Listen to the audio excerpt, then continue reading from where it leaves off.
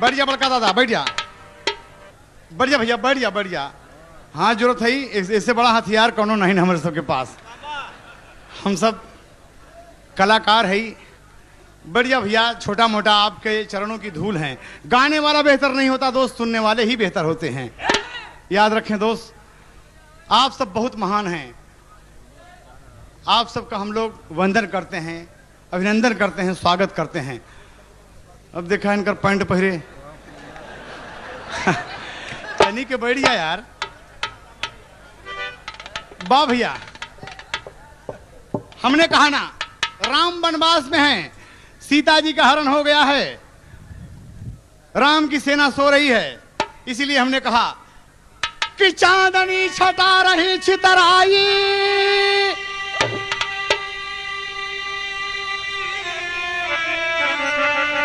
रात की जाग गए रघुराई,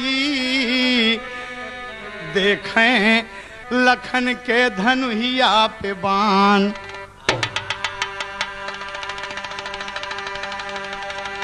तनी आप लोगों को बिरहा का आनंद मिली, इनमें तो तर्ज हो रहा जमाने के हिसाब से थोड़ा मजा मिली, आपके आनंद मिलेगा। तनी देखा आप हमारे बुजुर्ग, अरे यार हट!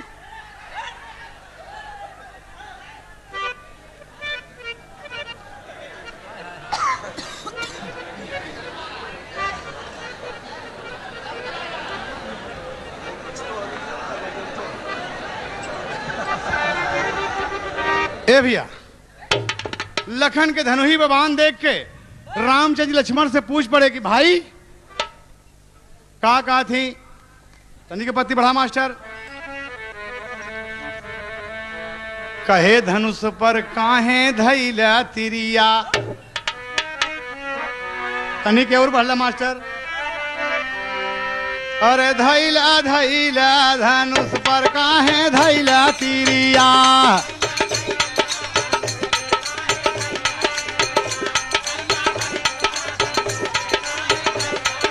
हाँ सारी सेना सोवाई, सारी सेना सोवाई, सारी सेना सोवाई, सारी सेना सोवाई, सारी सेना सोवाई। तो है कवनी बाभिरिया, धनुष पर काहे धैला तिरिया।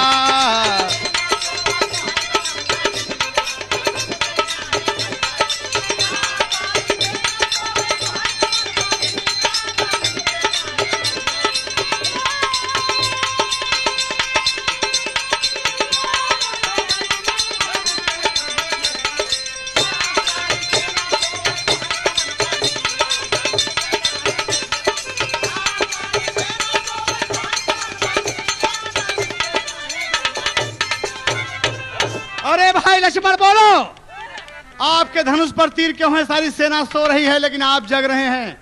आप जग रहे हैं भाई, क्यों जग रहे हैं? लखन जी कहते हैं कि हे रघुराई प्रेम से जाके सोवाया अपन टांग पसार, हमके जागे जाए रघुबर या फैन हमरे करतार। पहरा देवे सुनिला भगवान, यह तो फर्ज हवे हमार। जौने कौनो दुश्मन आप पर हे रघुराई करें नवार। जौने कौनो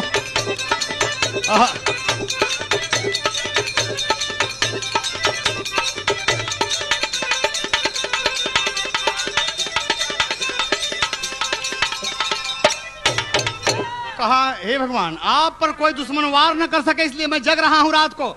आप सोइए प्रभु। कहा मेरे ऊपर दुश्मन वार, यहां कैसे दुश्मन आएंगे? कहा कि साथ में दुश्मन सो में चार। ये जौन तोहार सेना सोच में चार दुश्मन हैं आपके, साथ में दुश्मन सो में चार। अरे अगर सोताई में करी है वार तो हे सरकार झारी ले बदर बैठे नया मीरिया। आज समझा प्रभु, अगर आप पर सोवत में वार कर दिए, आप सो रहे हैं, अगर कौनो दुश्मन उठ के आप पर वार किया तो हम मार डालब। कहीं हमारे सेना में चार दुश्मन? कहीं हाँ। कहीं कौन कौन दुश्मन है हमारे बताइए? कहा ना पहला दुश्मन आपका बजरंगी है। देखा अद्भुत बात हम आपके बताओ थे, मजेदार बात ये सब देखा, मजा लीजिए। पुराण में हमारे कितनी कितनी सुंदर सुंदर बातें दी गई हैं, हमारी पुस्तकें कितनी धार्मिक हैं, कितनी सुंदर बात देती हैं कि बजरंगी आपके शत्रु हैं। कहा दूसरा दुश्मन कहा विभीषण, कह लो। कहा तीसरा दुश्मन, कहा अंगद। कहा चौथा दुश्मन, कहा सुग्रीव। कहले ये सब हमारे दुश्मन कैसे हैं? अरे ये हमारे मित्र हैं। ये गाना में आपका समझ आई दोस्त, उत्तर भारत के लोग हमारे सुन लगे दोस्त दुश्मन का कैसे पहचाने चाहिए, दोस्त और दुश्मन का कैसे पहचाने चाहिए आपका हम जनाऊब आज। और आप कभी भी जान लीजिएगा जो जो बातचीत कभी किसी से हो तो कि हमारा दुश्मन है या दोस्त है, ये कैसे होता। राम जी कहते हैं कि बजरंगी हमारा दुश्मन है। कहन हाँ, कहन काहे बदे? कहा अंजनी मतरिया के कलंक लगाई दिहला भैले बजरंगी बलवा। कतौ बजरंगी सोचाए रामचंद्र विष्णु हुए भाई का कैले बदना। बोला भगवान। लक्ष्मण कहते हैं कि बोला ये बजरंगी के माई के कलंक तुम्हें लगाया विष्णु अवतार में लगाया ना? कहें कि हाँ। तो कहे कि आप रघुराई रूप में आए हैं और बजरंग बली बात जानते हैं कि आप नारायण हैं। उनके मन में ये शंका बच जाए कि यही मनई हमरे माई के कलंक लगाए रहा, एक हम जिंदा न छोड़ब। और रात की उठाई एक गदा चबक दें तो हम का करब? बोला एक गदा कर दे तो हम का करब? कहें अच्छा दूसरा दुश्मन हमारा कौन है? कहा विभीषण। तो तर्जवा वह लगा था कि बुला लाओ विभीषण को। अच्छा विभीषण को, विभीषण क्यों दुश्मन है? कहन भगवान एक बात है, भाई के मारे बरे इतनी बड़ी सेना आप सजावत था, भाई भाई हो तो कतौ के मन में ये बात आ गई कि हमारे भाई के मारे बरे इतना बड़ा प्लान। अरे रात बिरात उड़ जाए कर का भरोसा है लंका के हैं और उठ के आपको ठीक कह दें तो हम का करब भगवान? भगवान हंसे लगे कि बारे लक्ष्मण सुग्रीव क्यों हमारे दुश्मन है? कहन कहा हाँ। भगवान पुनः हंस दिए। कहा चौथा दुश्मन, कहा अंगद। कहा क्यों? कहा करे बाप कमारे है आप। ओके बाप कमारे है बाबूजी। भैया अच्छा एक सब लिख रखा भैया। हाँ हम बताई थी मजेदार बात आपका, हम कहा थे ना कि घी का लड्डू टेढ़ो मेड़। कहे ओके बाप बाल कमार डाला आप ताड़ के ओट में। कहे हाँ। कहे वो दुश्मन नहीं हुआ आपका, ओकरे मन में आ जाए कि हमारे बाप कमारे हैं मार डाओ, पूरा किस्सा खत्म कर दे, एक खत्म कर दे। भगवान कहें कि अच्छा लक्ष्मण एक काम करो। कहन का? कहन जाओ सबसे पहले सुग्रीव को जगा कर लाओ, जाओ सुग्रीव को जगा कर लाओ। और सुग्रीव को जब रात में जगाए क्या बात है, सुग्रीव तैयार हो गए कि पापा कोई चढ़ाई हो गई। नहीं नहीं नहीं, भगवान बुला रहे हैं राम। राम के पास आए तो राम कहते हैं कि सुग्रीव अरे मेरे सखा एक बात तुमसे मैं पूछता हूं। रात में चंद्रमा बाबूजी अपने उरूज पर है, एकदम आधे आसमान पर लगा हुआ है चंद्रमा। भगवान कहते हैं कि सुग्रीव एक बात बताओ। देखिए दोस्त यहीं पर आप गाने की बारीकी समझेंगे और समझेंगे, पहचान देखेंगे आप। क्या कहते हैं कि सुग्रीव? कहा बोलो। कहा चंद्रमा क्यों कर दागी है? अरे चंद्रमा क्यों कर दागी है? पूछें भगतन के सरताज चंद्रमा क्यों कर दागी है?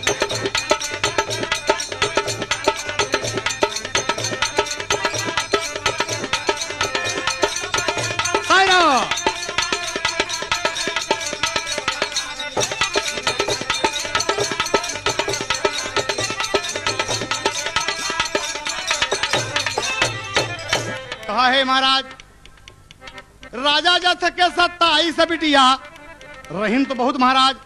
अरे चल तनी के बड़ा प्यार से।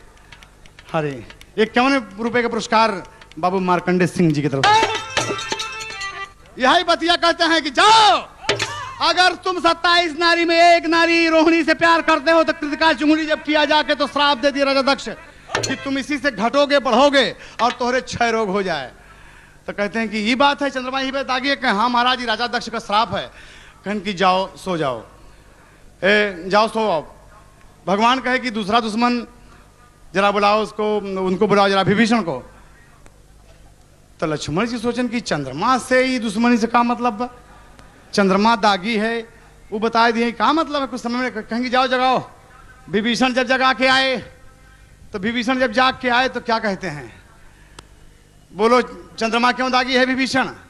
कहा चंद्रमा कहन हाँ। कि आपका सांवलापन छीने के बड़े, आपका सांवलापन छीने के बड़े महाराज लगाए बा तू देख ला धब्बा, जैसे आप देखें रामचंद्र जी जब देखे थे धब्बा पड़ा कहीं देखे महाराज, देख ले महाराज, ये आप के सूरत एकदम ले चाह महाराज, तनी आप ऐसे छपा लिया, ऐसे मुंह छिपावा भगवान।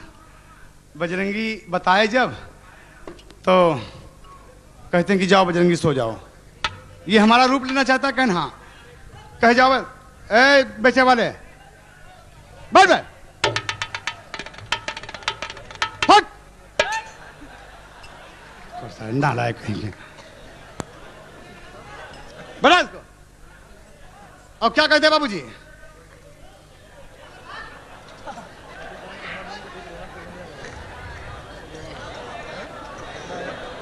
तोर बिकाय ने बुकाय में क्या मौका घेलवा दे दे, इतनी बड़ी समाज सब शांति बनाकर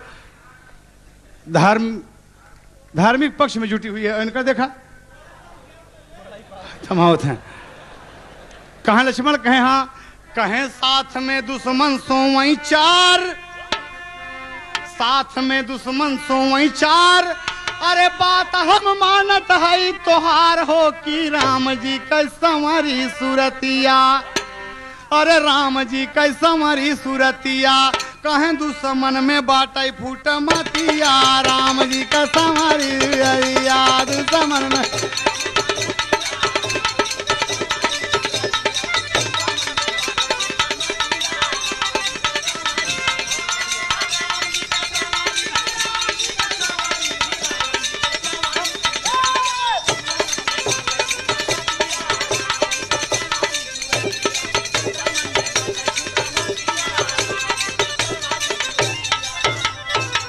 बड़ा सुंदर पुष्पहार आप बिरहा के ठेकेदार बाबूजी, फ्रूट के बहुत बड़े उद्योगपति वापी के आप जवाहर जायसवाल जी, गोरखपुर के निवासी बाबूजी, ये बड़ा सुंदर पुष्पहार, साथ में 501 रुपए का पुरस्कार प्रदान किए, बहुत बहुत श्रीमान जी को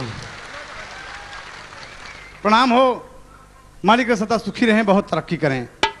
इतना बतिया नहीं बनी बाबूजी, जरा बोला यही लगे बाप बोल जल्दी से 1-2 मिनट में। दयाराम मौर्य जी की तरफ से ये 101 रुपए पुरस्कार है, नमस्ते भैया के। और बोलते हैं सिमरी मोहम्मद सलीम भाई की तरफ से 21 रुपया सलाम भैया के। जलील टेम्पो वाला भैया सलाम भाई साहब के। विनोद सिंह भैया की तरफ से बहुत बहुत नमस्ते भैया के। जसवंत बाबू चर्च गेट की तरफ से सलाम भाई साहब के। रामपाल बाबू बहरिया की तरफ से प्रणाम हो भैया के। बाबू ठेकेदार राजेंद्र सिंह जी की तरफ से ये क्या पुरस्कार है, सब भाइयों का बहुत बहुत सलाम, नमस्ते, बहुत बहुत खुशी रहे, तरक्की करें। छोटू भैया की तरफ से 11 रुपये पुरस्कार है, बहुत बहुत नमस्ते भैया के। श्याम बली दिवाकर जी प्रोग्राम जगह 28 फरवरी के भैया, अनीता शर्मा और लालचंद बागी भैया के 28 जनवरी के बड़ा बढ़िया प्रोग्राम शिवरी में रखा गया। लालचंद बागी है भैया, बागी एकदम। एक दिन हमसे वापी में गाना गा रहा था, हम कहा भैया ये तू तो गोली मार दे, हम कहा बहुत बढ़िया कलाकार हैं दोस्त अपने जौनपुर के, देख एकदम मन खुशी हो गया। हम कहा बारे लालचंद बड़ा अच्छा गया। अनीता शर्मा से तो हमार भेंट ना भइल बा बाबूजी, मेहरवन से हमार भेंट कम ही होता है। यहाँ बदे की ये लड़ाई हमारे सब का बड़े भैया जो चले गए दुनिया से, बुल्लू भाई रामदेव भैया से सबसे हमेशा से चली आई है। वो जमाना रहा बाबूजी कि इनका लोग को पता नहीं रहा। दादा पंधारी कहन कि हैदर अली तू हमरो चेला है, हम कहा हाँ दादा यही आपको को चेला हम, आप तो हमारे पिता तुल्य है, बुजुर्ग है, पिता तुल्य नहीं हमारे पिता का पिता है आप। तो कहें बेटवा बहुत खुशी है, एक बात बताई हम तो के ककरी जब उजरवैया हो तो हमारा टेढ़ टेढ़ बतिया लागा था। हम कहा दादा का मतलब, कहन कि बिरहा का पतन हो तो बा, मेहरारू बिरहा गई बेटवा, मेहरारू बिरहा न गई। इस साल 2 साल 3 साल 4 साल ओकरे बाद जहाँ एक ही यहाँ बगल, एक ही वहाँ बगल, एक ही आगे एक ही पीछे तो कैसे बिरहा हुई। दादा पंधारी बहुत मस्त आदमी हैं दोस्त, आजकल घुटने के दर्द से परेशान हैं, उठ नहीं पा रहे हैं, पड़े हुए हैं, वरना तो मुंबई में आप सबको दर्शन देते थे। बारे दादा पंधारी जी, और बहुत बहुत बाबूजी यही बात बताए, सब भैया का बहुत बहुत नमस्ते है। तो उस जमाना का बात था, वो गाना आप लोग 28 फरवरी के अनीता शर्मा और लालचंद बागी के सुने जरूर आप सब। ये देख लिया आपकी कितना बढ़िया कार्यक्रम ये हो था। हम लालचंद बागी के कैसे बताए रहे कैसे हैं, हमारे बात का जायजा लिया जैसे ही गाना में कि दुश्मन हैं कि नहीं हैं, लालचंद बागी हैं कि नहीं हैं। और देखा बाबूजी कहाँ कि दुश्मन में बाटा फूटा मतिया, राम जी का संवारी सूरतिया।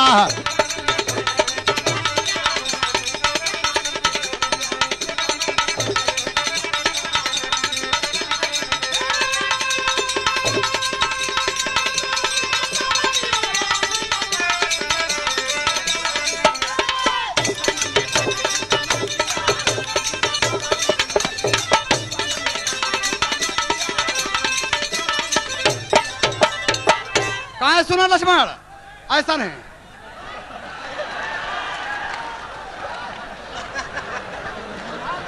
ज्यादा ज्यादा बेचारे का बैठ जा भैया, बैठ जा। यहीं के रहे वाला है अपने देशवई के, ज्यादा कोनो बात ना है, धंधा पानी में लगे हैं बेचारे, लगे रहने दे। 2 मिनट की बात है। कहना क्या हुआ बाबूजी, यहाँ पर रामचंद्र कहते हैं कि लक्ष्मण सुन लो, 4 दुश्मन अगर मेरी सेना में सो रहे हैं, चारों के दुश्मनी का कारण आपने बताया, और हम चारों से आकर पूछते हैं कि चंद्रमा क्यों दागी है। चारों ने 4 बात बताया। बोलो लक्ष्मण, चारों ने 4 बात बताया कि नहीं बताया? कहा हाँ। कहा इसलिए दुश्मन में एक मत नहीं है, दुश्मन में एक मत नहीं हो। जब किसी पर कोई दुश्मन वार करता है तो दुश्मनों की राय एक होती है, दुश्मनों की राय एक होती है, तब नहीं चारों मिलकर हमला करी हमारे ऊपर। इनका राय नहीं ने चंद्रमा के कहा कि छाला मार दिया, तो कहता है कि राम का संवरी सूरज छुड़ता है। दुश्मन में अगर ये दुश्मन समझते हो तो इनमें एक मत नहीं है, ये मुझको कभी नहीं मारेंगे, ये मेरे मित्र हैं लक्ष्मण, आज से जान लो, ये मित्रों की पहचान है। अगर ये दुश्मन होते तो एक ही बात बोलते कि चंद्रमा ऐसे दागी है, चंद्रमा ऐसे दागी है, चंद्रमा ऐसे दागी है, तब तुम जान जाते लक्ष्मण कि हमें मारना चाहते हैं। याद रखना दोस्त, जब ऐसी बात आपको कभी भी ग्राउंड में फील्ड में मिले, आपको एक बात मिले तमाम की हाँ ऐसी ऐसी बात हो रही, समझ जाना कि मेरी दुश्मनी यहाँ पर है। और जब बात अलग अलग निकले तो आप जान लीजिएगा कि ये मेरे दोस्त हैं, दुश्मन नहीं हैं। यही बदे गाना हम आप लोगों को सुनाए कि दोस्त दुश्मन को पहचान आप कर लिया।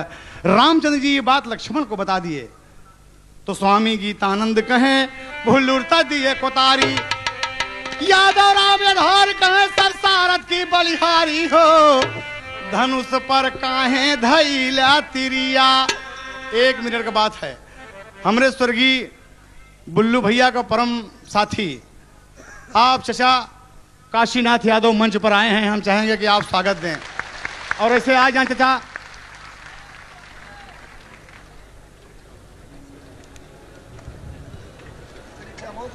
मंच के माध्यम से हम चाहेंगे जैसे परम महापुरुष का स्वागत करना बाबूजी।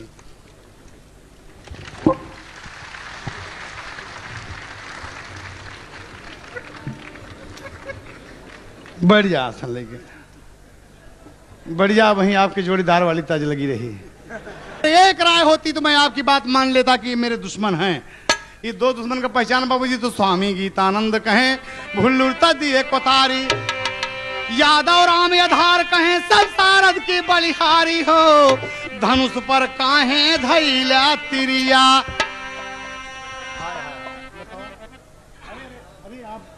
का प्रतापगढ़ के दादाजी की तरफ से राम जोर दादा ऐसे बगल में, इनसे बर्दाश्त नहीं हुआ, चला आए बाबूजी। 11 रुपया पुरस्कार है नमस्ते भैया के, मोहम्मद फारूक भैया की तरफ से 11 रुपया, बहुत बहुत सलाम प्रणाम हो, आशीर्वाद दिया।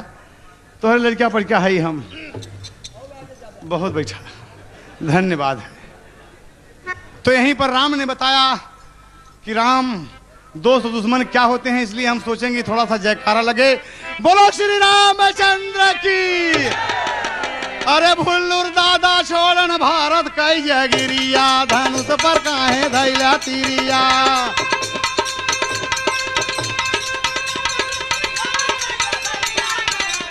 स्वागत से 11 रुपये नमस्ते भैया का।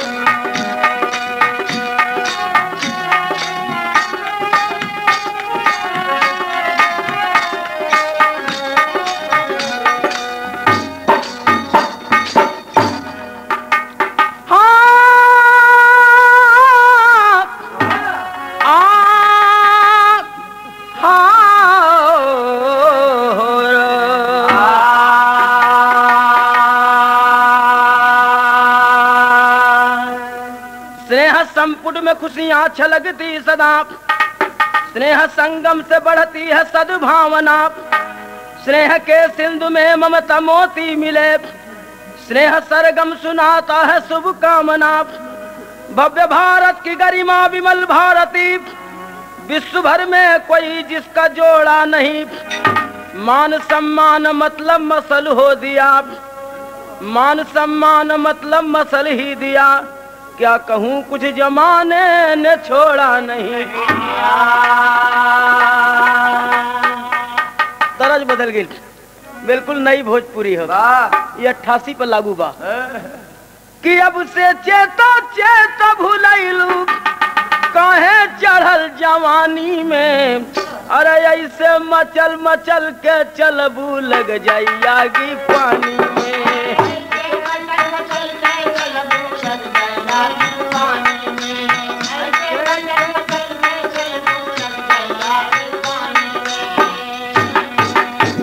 लेकिन गाने का भाव है कि रिवाज के दलदल में अबला को समाज ने गोता है, अरे स्वार्थ के आगे दुनिया में कौन किसी का होता है। स्वार्थ के आगे दुनिया में कौन किसी का होता है, स्वार्थ के आगे दुनिया में कौन किसी का होता है।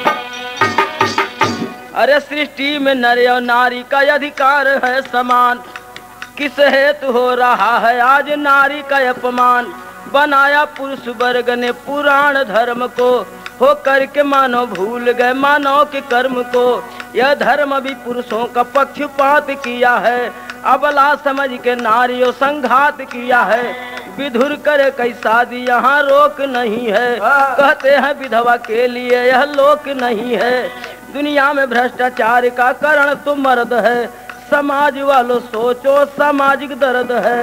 नारी जले तो स्वर्ग मिलता करते सभी तर्क, पुरुष बेचारा जीर के यहाँ भोगता क्यों नर्क। विधवा के लिए जीवन या श्रृंगार नहीं है, विधुर को भी जीने का कोई अधिकार नहीं है। अबला का शोषण हो रहा है, क्रांति चाहिए या तो सामाजिक दर्जा सुखद शांति चाहिए।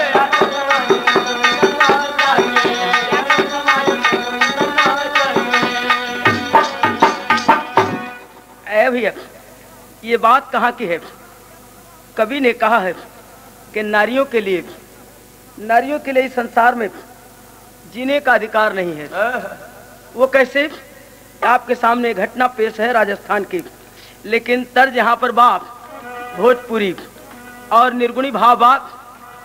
हाय कैसे कर मनाई हो गुजरिया उठल रात में, कैसे का मनाई हो गुजरिया उठल रात में, कैसे का मनाई हो गुजरिया उठल रात में। सच्ची हाँ खबरिया सच्ची हाँ जिकरिया खबरिया फैलल देश में, खबरिया फैलल देश में, जिकरिया खबरिया फैलल देश में। अरे राजस्थान सीकर जिले देवराला गांव नगरिया,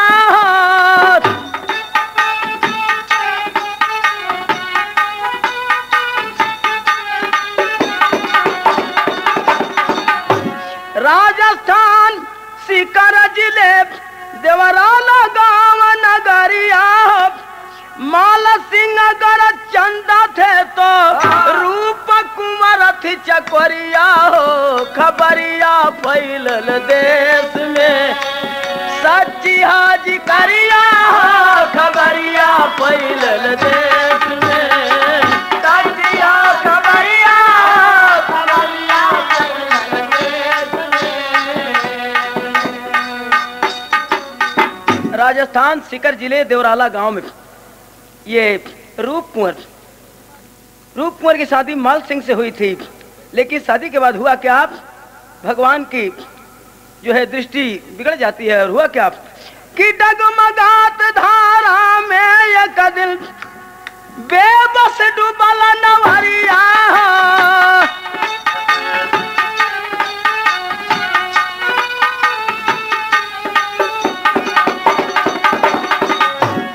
डगमगात धारा में एक दिल बेबस डूबल नवरिया।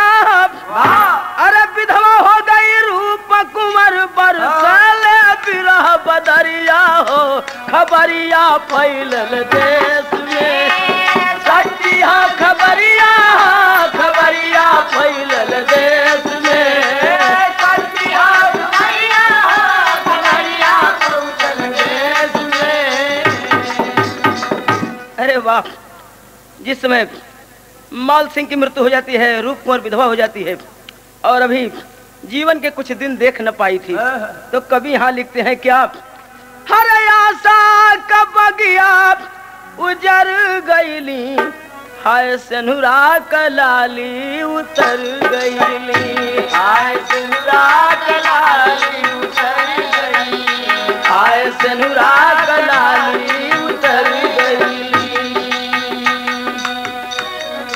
चारों ओरी धावे न पाव चैन मनवा, खैला समरद के मारे सब में हनवा,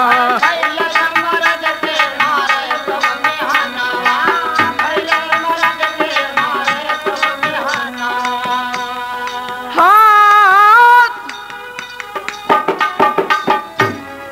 तनवा की बतिया से तनवा बेधैले, तनवा के बतिया से तनवा बेधैले कहर गईली, हाय सेनुरा कलाली उतर गईली, हाय सेनुरा कलाली उतर गईली, हाय सेनुरा कलाली उतर गईली, हाय सेनुरा कलाली उतर गईली, हाय सेनुरा कलाली विधवा हो जाती है। लेकिन बड़ा सुंदर भाव कवि ने दिया और गाना का भाव बा के घर के लोग ताना देने लगते हैं कि आते ही मर्द को खा गई। जब लोग ताना देने लगते हैं तो हुआ क्या कि घरवा का लोगवा हो गई बेगनवा, घरवा का लोगवा हो गई बेगनवा, सती हो जब पति संग मानीला कहनवा, सती हो जब पति संग मानीला कहनवा, सती हो जब पति संग मानीला कहनवा। कैसे ढोबू कैसे ढोबू जिंदगी का भार बन के विधवा, अरे कैसे ढोबू जिंदगी का भार बन के विधवा, अरे कैसे ढोबू जिंदगी का भार बन के विधवा। अरे ससुर नैहरे का बोझा भैला तनवा,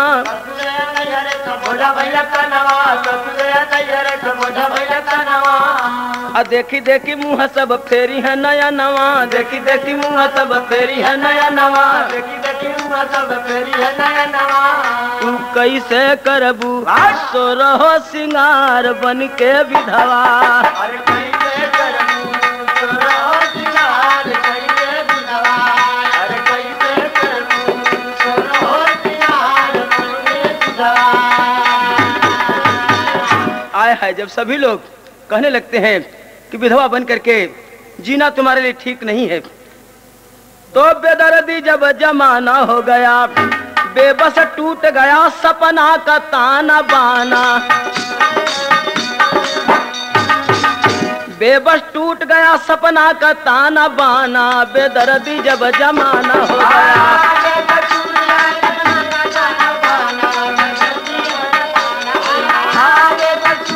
सपना का ताना बाना, बेदर्दी जब जमाना हो गया। तरज बदल गई भैया, तरज वही बाप कि गोरिया हो, अरे गोरिया हो बिजुरिया कहवा गिरी, गोरिया हो बिजुरिया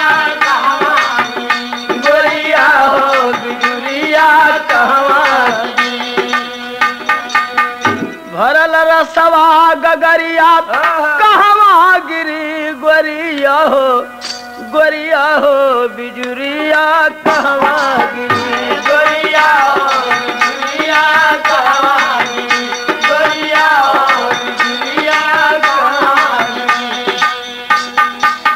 लेकिन गाने का भाव है, कवि ने उस समस्या को देखते लिखे हैं कि अध जल में नवरिया डूबी कहीं, अध जल में नवरिया डूबी कहीं, अध जल में नवरिया डूबी कहीं। जिंदगी का यजोरिया डूबी कहीं, अध जल में नवरिया डूबी कहीं, अध जल में नवरिया डूबी कहीं, ओ अध जल में नवरिया डूबी कहीं। अरे के नहीं यापन प्राण प्यारा, रूप कुंवर कह हमके न मारा, कुंवर कह हमके न मारा, रूप कुंवर कह हमके न मारा। आजियत जग जी करिया डूबी कहीं, अध जल में नवरिया डूबी कहीं, अध जल में नवरिया डूबी कहीं, अध जल में नवरिया डूबी। राम डूबी कहीं, राम डूबी, राम डूबी कहीं, राम डूबी कहीं, अध जल में नवरिया डूबी कहीं, अध जल में नवरिया डूबी कहीं। लोग कहते हैं कि अब तेरा सती हो जाना ही अच्छा है, तुम्हें जीने का अधिकार नहीं, तुम्हारा जीना अच्छा नहीं होगा संसार में पति के बिना। रूप कुंवर कहती है कि मुझे जीने दो, मुझे मत मारो। लेकिन लोग कहते हैं कि तुम्हें सती होना ही है। तो कवि ने कहा है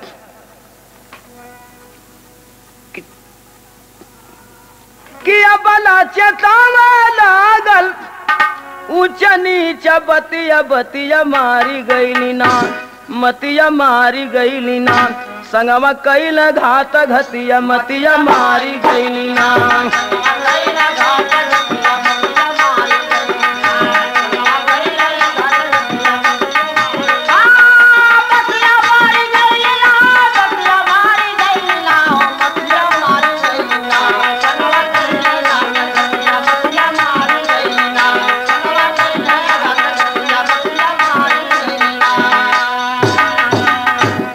कुंवर के सब लोग धमकावन, चिता की लकाड़िया में जबरी दबावन। 4 सितंबर सन 87 का बखतिया मतिया मारी गईली ना, मतिया मारी गईली ना। अरे कोई ना करे मदतिया मतिया मारी गईली ना।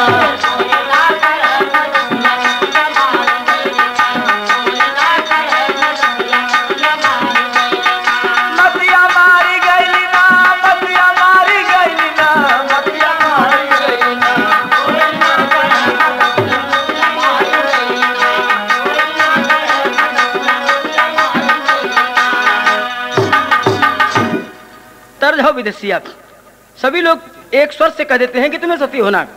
तो सब ही जरावे वाला केहू ना बचावे वाला, कैसे कहीं दुखवा कहनिया विधना। पहले पति से होवे नारी का मरनावा हो, विधवा न बन कोई जग में बहिनिया, विधवा न बन कोई बहिनिया विधना। पुष्पेंद्र सिंह देवर दिए अग्नि दानवा हो, बुझी गईली रोवत अग्निया विधना। सभी लोग इकट्ठा थे, भाई पिता और ससुराल वाले सभी लोग इकट्ठा थे, और सबके सामने रूप कुंवर जब जला दी गई तो कवि ने कहा है, हाथ अरे आज नहीं हर कन्हैया, आज नहीं हर कन्हैया जहर भैली, आज नहीं हर कन्हैया जहर भैली हो। ससुररिया कछतिया बजर भैली हो, ससुररिया कछतिया बजर भैली हो, ससुररिया कछतिया बजर भैली हो।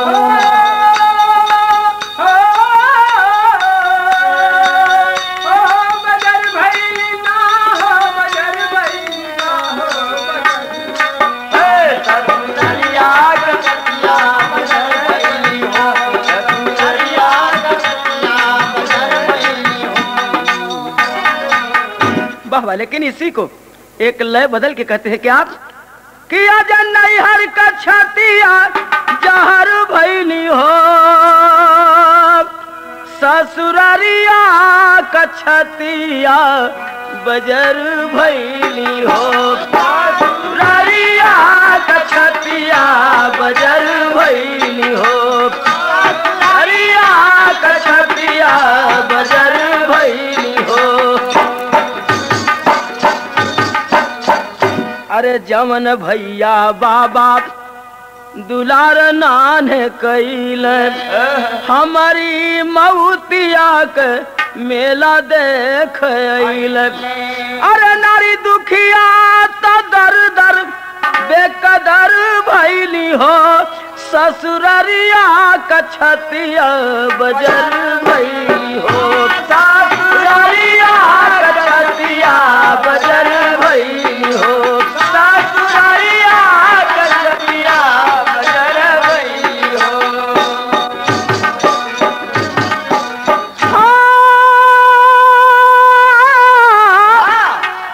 अरे नारी दुखिया तो दर दर बेकदर भैली हो, बेकदर भैली हो, ससुररिया कछतिया बजर भैली हो, ससुररिया कछतिया बजर भैली हो, ससुररिया कछतिया बजर भैली हो। मानवता हेतु जो मरता है करता जग उसको कोट नमन, जो खो करके आहे जो खोकर आहे भरता है। बागमा बाग को उजाड़ कर कैसे बहार लौटाएगा, जो स्वयं संभल सकता है नहीं कैसे दूसरों को उठाएगा। हाय है अरे धनवा के गईले से कुछ नहीं जाला, इज्जत के गईले हल्लुक होला ही नसान, स्वर्ग नरक मिले यही दुनिया में, अब मरले पर कोई नहीं पावे पिंडदान, सतियों के यसमत बहुत रहल हमला, करके जौहर व्रत अपन देता रहली जान, आत्मा में बसे परमात्मा गोसैया, जियत जरत घट मानवता का मान। अरे नारियों के ठाव से संसार हुआ पैदा, नारियों के तन से संसार हुआ पैदा, कैसे भुलाया जग नारी का एहसान। अरे राजा राम मोहन राय सोचे मनवा में कि नाहक जर देशवा में विधवा नदान। राजा राम मोहन राय एक बार इस पर विचार किए थे और लॉर्ड विलियम बेंटिक से विनय जाके कैल नियम कठोर कोई बनावे श्रीमान। राजा राम मोहन राय लॉर्ड विलियम से जाके कहे ऐसा कोई विधान बनाइए जिससे इस देश में जीते जी किसी की जान न ली जाए। तो 1829 5 सितंबर के दिन लागू भइल नियम भारत देश दरमियान। 1829 5 सितंबर के दिन हमारे देश में लागू हुआ कि विधवा को सती वध करेगा जो प्रेरित मिलेगी सजा, ऐसा बनल विधान। सती नहीं होने देगा किसी को प्रशासन, गैर कानून है गंवाना अपन जान। गुलामी के दिनवा में रोक लगी गई, आजादी के दिनवा में लहल लोग जान। जबरी जराई दहल रूप कुंवर के सुती गई कहवा सुती गई न कहवा हो सब कर ज्ञान, कैसे न खबर भइल विधवा जलल जब, अपने फर्ज के लोग भुलाई गई न मान। नारियों के सज के जलूस एक निकला, नारियों का सज के जलूस एक निकला, नारियों का सज के जलूस एक निकला, नारियों का सज के जलूस एक निकला।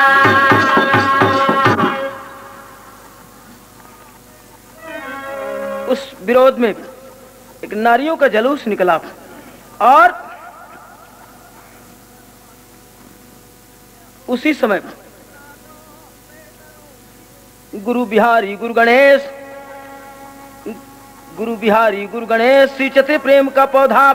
रामलाल गुरु बच्चन कहते चंद्रिका प्रेम का सौदा, बेदर्दी जब जमाना हो गया, राम तो कबीरा माँ का सही प्रेम पैमाना, बेदर्दी जब जमाना हो गया।